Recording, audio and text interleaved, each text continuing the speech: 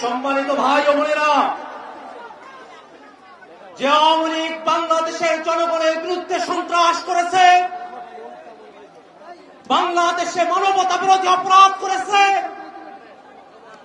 বাংলাদেশের উপরে বারংবার গণহত্যা চাপিয়ে দিয়েছে, সে আওয়ামী লীগ কোনোভাবে বাংলাদেশে রাজনীতি করবার অধিকার রাখে না। আমরা অন্তর্বর্তীকালীন সরকারকে বলতে চাই,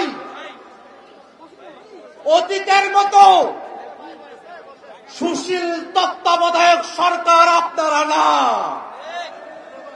আপনারা গণ অভ্যুত্থানের সরকার। গণ অভ্যুত্থানের ম্যান্ডেট নিয়ে যারা উপদেষ্টা হয়েছেন তাদের কাছে প্রশ্ন, যে আওয়ামী লীগ বাংলাদেশে গণহত্যা করেছে, সে আওয়ামী লীগের বিরুদ্ধে আইনগত ব্যবস্থা নিতে বাধা কোথায়?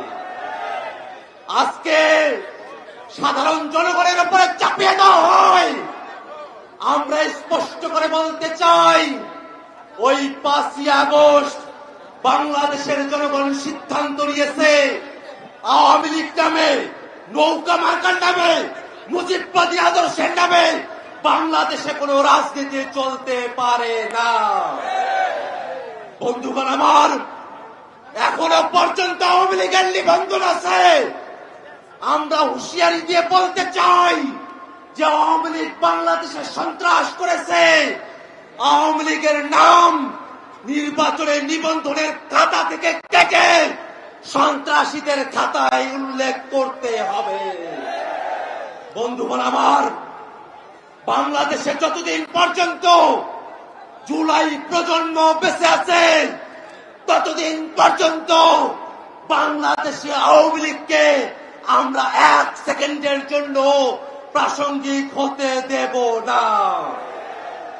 আওয়ামী লীগের দোসর জাতীয় পার্টি যারা 90-এর স্বৈরাচার প্রতিষ্ঠা করেছিল, তারাও বাংলাদেশে আওয়ামী লীগের রাজনীতিকে, স্বৈরাচারের দোসরের রাজনীতিকে প্রতিষ্ঠা করবার যে চেষ্টা করছে, তাদেরকে হুঁশিয়ার করে বলতে চাই, শুধুমাত্র আওয়ামী লীগ নয়, আওয়ামী লীগের প্রত্যেক দোসর তারা রাজনৈতিক দল হতে পারে, সুশীল সমাজের লোক হতে পারে, তারা সাংবাদিক হতে পারে, তারা বিচারপতি হতে পারে, যারাই আওয়ামী লীগকে বাংলাদেশের ন্যূনতম স্পেস দেওয়ার চেষ্টা করবে, তাদের প্রত্যেকের বিরুদ্ধে বাংলাদেশের ছাত্র জনতা দুর্গ গড়ে তুলবে।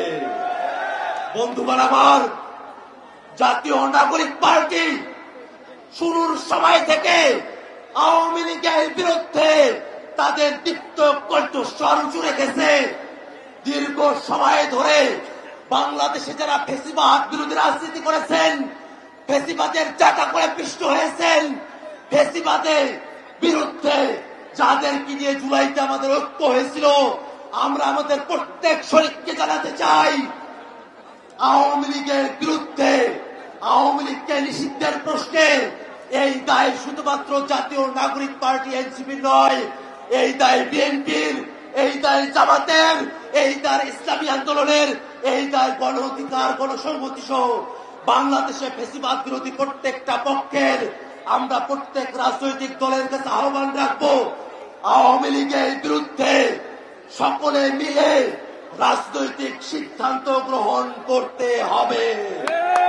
বন্ধুগণ আমার, আওয়ামী লীগের প্রশ্ন অমীমাংসিত রেখে বাংলাদেশে সামনে কোন নির্বাচন হবে না, হবে না, হবে না। সরকারের কাছে সর্বশেষ মেসেজ জানিয়ে দিতে চাই, আওয়ামী লীগকে, আওয়ামী লীগের দোসরদেরকে আইনের হাতে তুলে দিন। জনগণের হাতে যদি আওয়ামী লীগ পড়ে, আওয়ামী লীগ বাংলাদেশে আস্ত থাকবে না। আজকের এই সমাবেশে ঢাকা শহর সহ আশেপাশের জেলাগুলো থেকে আপনারা যারা উপস্থিত হয়েছেন, তাদের সকলকে সংগ্রামী সালাম জানিয়ে আমি আমার বক্তব্য এখানেই শেষ করছি। ইনকিলাব জিন্দাবাদ।